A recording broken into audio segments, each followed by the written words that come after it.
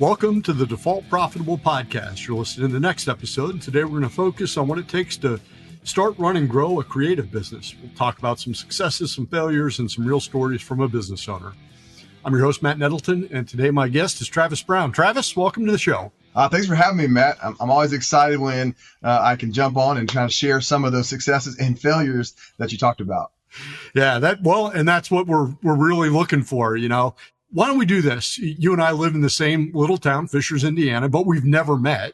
And while we've talked for a couple of minutes here, why don't you take a couple minutes, introduce yourself, and then we can talk about your business. Yeah, well, my name is Travis Brown. I'm the CEO and founder of Mojo Marketing and Media, and we're a full-service marketing agency that really specializes in strategy and video production.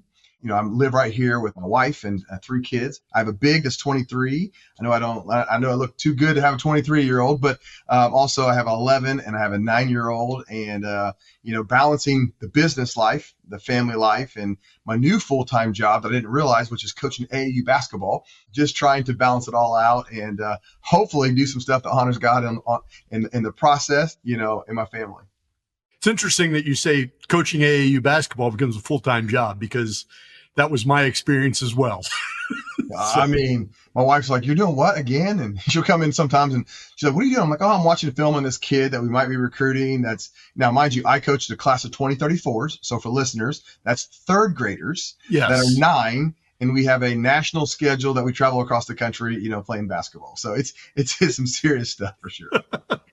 Yeah, it sounds rational when you talk about it that way. Yeah, 100%. The Hoosier Phenoms has this great history, and then we came on like their 2034s were back to back AU World Champions. Their 5th graders were top 10. Their 4th graders were number 1 in the country, and so now I have this big burden to go. All right, what can we do with our 3rd graders? We're ranked 7th in the country right now, so I am all hands on deck, and then still trying to run a business successfully, along the way. So I'm not sure which takes more time at this point in time, but I'm having a lot of fun doing it. Outstanding. So let's talk about the business. So when did you start it? Yeah, so I had the perfect timing to start this business 5.5 years ago, which was in July of 2019. So within 6 months, we were right in the middle of COVID, and I was trying to figure out exactly how to stay alive with the business that was built on networking to go drive, opportunities, video production, strategy sessions, and things like that with clients. So I would say on March 1st, 2020, I hired a head of video production, a CMO, and a head of graphic design. And then, 17 days later, we were on lockdown. So I started perfect timing to just challenge your level of adversity and your ability to overcome it. That was for sure. So what'd you do before this? So I spent most of my career I spent in 2 different areas. One, about 10 years in the mortgage industry, in banking mortgage, and then 10 years on the speaking circuit, traveling the country as a motivational speaker.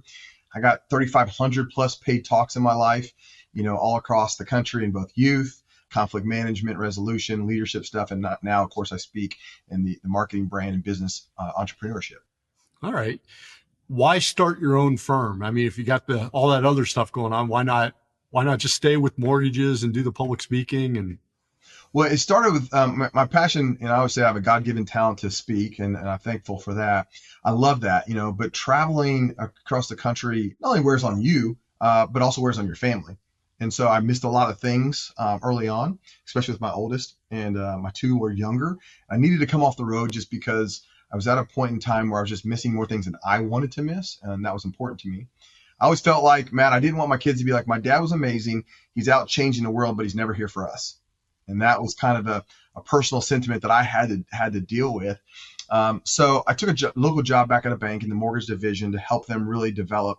I was a VP of marketing, strategy, and partnerships. And I loved that. And I got to take everything I learned as a speaker that really is not about the 45 minutes on stage. It's about all the marketing that has to take place to get somebody to trust you, to hire you, to pay for you to be on that stage. And that was my marketing development. And so I did that at a bank for a couple of years. And then I wanted to go be a CMO. That was really my dream. And I thought I was going to do that. The company I was going to do that for ended up selling. And so I was like, well, I guess I'm going to start my own business then. And so I did that probably more out of necessity than I did out of like real thoughtful planning. And I was trying to use my talents though. My other talent that I have is that I'm really good building strategy for people that are trying to figure out how to communicate, how to build brand, how to tell their story. And so try to use those two things. And that's ultimately why I built the company. All right. So you come back, you do the mortgage thing, you're ready to go be a CMO. The employer that you think you're going to be a CMO for gets sold. Yep. And so you're like, well, I guess I'll just go do this on my own. You mentioned you did it without much of a plan. Tell me about that. Yeah, I think the initial thought was I was so committed to the marketing space. And, so one of the things that I don't have a college degree, I'm a 2-time college dropout. And if you try to go to the marketplace, which is amazing, even with my skill set now and owning a marketing agency for 5 years, there's 90% of jobs that I don't qualify for because I don't have a college degree. Now they can hire me as a consultant and pay me more money, but they can't hire me as an employee. Whole nother issue. But what I learned in that timetable was I really wanted to do marketing. I didn't want to go back into mortgages, and I didn't want to be in that space. And so I was at a crossroads. My wife was kind of like, why don't you just go do this? People want to work with you. They want to hire you. And so I kind of just set out on that path to all right, replace my income. That was kind of the immediate need. And it's something that I did pretty quickly. But then you start to run into the business challenges of, if you're going to scale, where are you on the priority list? And, you got enough clients to pay you, but you need more people, and then you hire people. And so the rat race starts really, really quick. And so when I say I didn't have a plan, I didn't really have a plan about what the business model needed to look like. I've always been able to sell and be able to, to build strategy and to speak. So I could do that. But the business side of it was really challenging for me, and still has been over the years, of trying to balance all the things: strategy, creative, sales, and then, the finance, and running the actual business. So I say that the plan wasn't there because I was thinking, like most people do when they start businesses, is I'm a good doer of a thing. But it's not just about being a good doer of the thing. It's about being a good business person. And I didn't have a partner. And so both those things kind of fell in my lap. And I was, spent the last 5 years balancing both of those things. It's interesting. So a couple things. One, it's been a pretty consistent theme in 120 episodes that before you start a business, you need to have a plan. You should probably have a bunch of savings. And then you should, in theory, have advisors that you can go to outside of. And while that's been the advice from, 110 of the 120 interviews, about 109 of those 110 people are like, and I didn't have 2 of those 3. Didn't do it. Didn't do it. Didn't have a plan. Knew I should. Yeah. Didn't have savings. Knew I should. Didn't have outside advisors. Knew I should. And I would say 2 things to that. One, I had a plan of how I could go get business, and I had a plan of how to actually do the marketing services. I didn't have a plan on running the totality of the business and understanding the finance and the savings. In fact, when people come to me now, I always tell them, I said, what I would, and I just told somebody this the other day, I said, what I think you should do is take your side hustle, which is your business. And when you can live off of that income alone for 2 years and bank your salary, right, you're going to be in a situation that you're going to be in a pretty good situation, because when you go to start your business, whoever you have as your clients and whatever you think is going to work, you're going to go through some challenges. And when that first client goes away and the second one goes away, and now you're in a situation that you don't have a get to business, you have a have to business. Yes. Right. It starts to suck the fun out of what you thought that you were going to do. And that, in a lot of cases, can be minimized by the reserves that you have. And I tell people, yes, like you said, Matt, I didn't do it that way. And it causes more stress and frustration. And you spend a lot of time in the have to space working your butt off to get to the get to space. Right. I wouldn't recommend that for people unless you have a high propensity for stress, pressure, frustration, and financial confines. Like, if you're cool with that, then, don't do those things that we're recommending. But really, if you can get to that point where you can get to 2 years, that's amazing. And 1 year at least, I just wouldn't do it with less unless you're just ready for that kind of craziness. You've kind of thrown out a couple things about, some of the things you weren't ready for. What are some of the things? You were a successful business person prior to starting your own business, but what are some of the things specifically that you had to learn after you started your own business? So you're right. So I went back and I looked. I'm 48 years old, and since 20, I've been in the hunt and kill business. I think 2 of those years, all that time, I've had some type of salary. The rest of it's always been hunt and kill. So I've always been comfortable in a hunt and kill, type of environment. But there's a difference between going out and selling and creating revenue and running a profitable business. And I think the number one thing that people have to consider is, do you have the knowledge to run a profitable business? And if you don't, then who will you be counting on, right? So a couple years ago, we hired a fractional CFO that really kind of came to the table to help me think about financials in a way that I just wasn't prepared. Some people have, even your own spouse in your own life, right? Like you have a spouse that's way better at the money than you are and thinking about the margin that you have to work within. So if that's not your skill set, you have to figure out real quickly, who are you going to hire, most likely, contract, that can help you think about the things that you're just not really good at. Because when you start spending more time on those things and less time on things you're good at, now you're in trouble. And that's, the kind of the roller coaster that I've been on to figure that out. So it's really about defining what are you really good at and how are you going to have somebody else come to the table in the areas that you're not. Yeah, it's been a consistent theme that one of the best things to not save money on is your attorney and your accountant. Just hire them, pay them, get good work done. They'll be worth it. What do you wish you knew when you started? I mean, obviously there's stuff you didn't know. You've talked about that. What do you wish you did know? So I think part of it is just, I wish I'd known myself a little bit better. And by that, just understanding, hey, Travis, you're really good at this, but you're not really good at this. And this is going to cause you some pain points. And for any of your listeners, like my things that I may be good at may be the opposite of what they're good at. But you have to really understand you and have a self-awareness of what your weaknesses are. And so mine is betting on me, right? That's a strength and a weakness. And that means a lot of times I'm always like, I will figure it out. I'll work myself out of it. I'll outwork them. I'll out hustle them.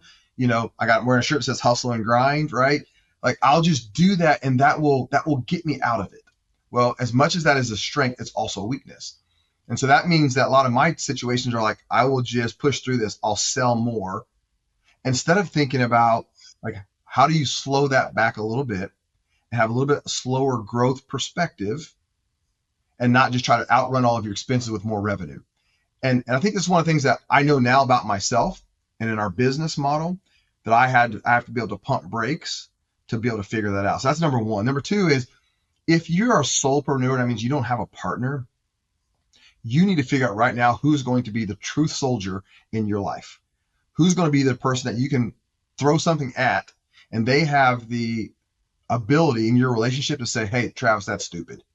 There's no reason why you should do that. Don't put yourself in that position. And you got to be willing to listen to them. And I think that's a very, very important miss for most people, especially if you're a driver type personality, that you're just running past every stoplight, every warning sign because you're going to figure it out, right? That will catch up to you at some point in time. And I think it took me a long time to recognize who those people were and to be able to listen to them. Well, it's interesting because you used the phrase work myself out of this. I find most of the things I have to work myself out of are things that I worked myself into. Yes. So like you said, the strength that gets you out of it is probably the strength that got you into it to begin with. And it's painful to admit, but that's true. And Matt, the other thing I'll throw out there was what I wish I had more of on the onset was a mindset that I had in 2023 when we adapted a concept called patient and profitable. And really what it was is I can be patient as long as you're profitable. What happens for a lot of people, happened to us too, is we weren't profitable and then it becomes panic without profit. Yes. And so slower long-term growth, and that means maybe takes less risk and maybe take some opportunities where you're like, yeah, I'm not really good at that. So I'm just going to pass versus taking on things that you're just going to spend so much wills and so many resources to try to figure out because it's not really in your sweet spot. Well, the most important thing that a successful entrepreneur has to learn is how to say no to things that look cool but won't make money. Right. They always say, like, when you learn to say no, you realize what you're saying yes to. Yeah. And that may be more family time, more for your team, more for your environment, more for you, but being willing to be okay or comfortable saying no because you realize what that's allowing you to say yes to. Right. Yeah. So we live in a bedroom community where a lot of people work for big megacorps. And I'm sure you have friends like I do that come to you and say, hey, I'm thinking about starting my own thing. How do you handle that conversation? Well, the first thing I would say to them now is I would say, first of all, I'm going to challenge you to rethink it. And not because I'm negative on business ownership, right? Business ownership is a beautiful thing. It's just that most people don't understand the totality of what it takes to really build a company. And so like me, they're a good widget maker, they're a good plumber, they're a good thing. And they realize I can do this thing really well, whatever it is, service, idea. Two things that they miss. One, I don't know how to create customers. I don't know how to acquire clients because they think, man, if I build it, they're going to come. Oh, I'll be a good service provider. People will love me. Yep. And everybody you thought was going to use you, all your friends, connections, and people, they're like, yeah, I trust you, but just not with that. Right. So number one is I think that you got to understand how to acquire clients. How are you going to get people to do that? Like in my space in the marketing industry, like I'll see somebody spend $1 million on a build out and a building and all this stuff. And then they're coming to me, they're like, well, I've got $12.15 to drive clients. I'm like, man, that is a bad business decision that you've made, right? So number one is that. And then number two is kind of what I said earlier a little bit is going, so how are you planning to run the entire business? So think about the legal side of it. Think about the accounting side of it. Yep. Think about the operations, the IT, the infrastructure. Like, where's all that come from? And can you finance all of that until, for a year while you're in the building process? And so my conversation with a lot of people are kind of back to that, like, let it be your side hustle, until you put all those things in place. You know that you're profitable and you can be patient, because once you leave that job, right, the safety cushion is gone. And now the stress to produce is at the highest ever. And so I always try to caution my friends and people that come to me and say, man, I just want to be a business owner. I'm like, we also got to understand that you have to have a business that you own, not a business that owns you, or it'll be the worst job you've ever had. And a job that you can't quit. You quit a job with a paycheck to get a job without a paycheck that now you can't leave. Correct. I see this, I happen all the time. Like, you drive by a place and you're like, man, they're out of business already. You're like, man, this is a wonderful restaurant or this idea. And you're like, they went out of business. Well, they went out of business so quick because they spent money to build it out to look amazing. But they did not know how to market to acquire clients. And that's a recipe for disaster for people. And I think you see it happening all the time, because it's one of those things that they just think inherently people are just going to show up, and that just doesn't work that way. Now, you had posted on LinkedIn that you went to an all remote workplace recently. Yeah. Yes. So tell me about that decision, because that's something that a lot of people are still struggling with, remote, in person. Yeah. Well, and I think what our initial idea was, it was a temporary situation. So our lease was up. We didn't have a renewal clause in it. It was going to take us from like $22 a square foot to like $35 a square foot, add $3,000, $4,000 a month. And we RFP'd a bunch of buildings here in the least local area where we are in Fishers. They wanted like an 8-year lease. And I was just kind of like, man, I really can't commit to where we're going to be from a size, structure, what we need. And I just was really apprehensive around doing that. Now, I was also apprehensive to remove our creative team from that environment where we could really collaborate. And part of that is just really about me. It's not because they can't work at home and do things. Part of like how I really work is I process out loud with team members about how we're going to build brands and things we're going to do. So I knew that would be a major decision. And, we're 3-4 months in, and I'm transparent about it. I don't love it at all. It's not something that I enjoy, not having that collaboration to really work in our type of business that requires a lot of collaboration. Now, yes, can we do Zooms and can we do Teams and can we do that? Absolutely. Have we figured out on Slack you have the huddle feature? Sure. But from a collaboration perspective, it's just not the same. So I think it's partly knowing yourself. Right. And knowing the environment that you need to be in. I was telling my wife last night, like, I am so inefficient working from home, right? That's just me. Like, I get distracted by all the other things. And I said last night, I came home, my daughter got off the bus, and I sit there at the table, which was a great time with me, with her and talking to her. That lasted 7 minutes. But then I was already distracted off the rails and, couldn't go back and just, tag back into my office. Now, if I had been at my company, I would have worked for another hour and a half, been efficient, got the stuff done, and still could have had that 7 minutes when I got home. So I'm really processing what it takes for me to be successful in a work from home environment. And I brought that up because I was interested in getting your perspective. And I think what you said is true. You can work remotely, but I think there are a lot of people our age. I'm 57, you're 48. We're not that young anymore. We grew up working in offices. I like working in an office. I'm not a big people person per se. Like, I'm not a S on the disc profile. I'm a D, so I'm a pretty task oriented person, but I do need that crossover to be able to solve a lot of challenges. And so part of it's just the way that I've always worked and operated. Yep. And now we're into kind of a new environment. So I'll see how it works, but partly it was just the marketplace, just didn't allow us to find the right situation. So I'm really evaluating that and trying to figure out what's going to be best for us long term. All right. So here's the last question. If 2025 Travis could go back and sit down next to 2019 Travis, night before you open the business, right? You're sitting there, you're having a beer, your 2025 Travis says, listen, by the way, everything works out. It's all good. But tomorrow when you open the business, here's what you do first. You can do a lot of things, but this is the one thing. What's the one thing you start with? First of all, that's a fascinating question. And I love because you said everything's going to work out. So that takes some of the pressure away. But I think the answer to it is understand the team that you need as fast as possible. And the key roles from a business and in my world also from a creative perspective, because we're in the strategy and the graphic design, the web build and the video production business. And so you do have to have creatives that are really, really talented, but you also got to have the entirety of the business, which I think is important. And so I would probably hammer home to Travis Brown at that point in time going, really think about the team dynamics that are going to complement where you are and what you're going to do and what you're really going to need other people to do and figure out. That's number one. And I have to throw another two in there. Number two is going, you have to convince yourself that slow and steady is okay.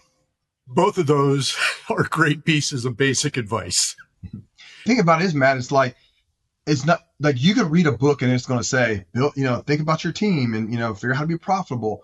It's just some of those are yield signs, or it's like, kind of running a stoplight that's kind of like half red and half yellow because you know it, right? But once you get into it, you become in a fight or flight kind of scenario and you're just fighting and grinding and it's harder to see it. And so I would try to convince Travis in his business plan, which I had a plan, missing a lot of pieces that I didn't know. I would have said, potentially incomplete. You've got to understand the team that you're going to need to complement you as the owner, the founder, and the visionary. And you're really going to have to figure out how to get profitable and then just commit to slow and steady. The name of the podcast is Default Profitable because I got tired of talking to 23-year-olds starting tech companies going, we're going to get an investor, we're going to lose all their money. We're going to get the next investor, we're going to lose all their money. By the time we lose the third investor's money, we're going to sell the company. We're all going to be rich. I'm like, that's not really a plan. That's congratulations if you can figure that out and you can lose everybody else's money and you can sell it for billions of dollars. Great. But that is not normal. Yeah. All right. Well, thanks for jumping on. For anybody that's listening, we're going to have contact information and ways to get in touch with you in the show notes at defaultprofitable.com. As listeners, you can help us. Hit subscribe, leave a review, share an episode. Appreciate all of it. Travis, thanks for being a guest. Well, thanks for having me. And if anybody's thinking about entrepreneurship, just pace yourself and prepare and then go get it. Excellent. Hey, we'll be back next week with another episode of Default Profitable. Until then, stay focused, keep working, stay profitable.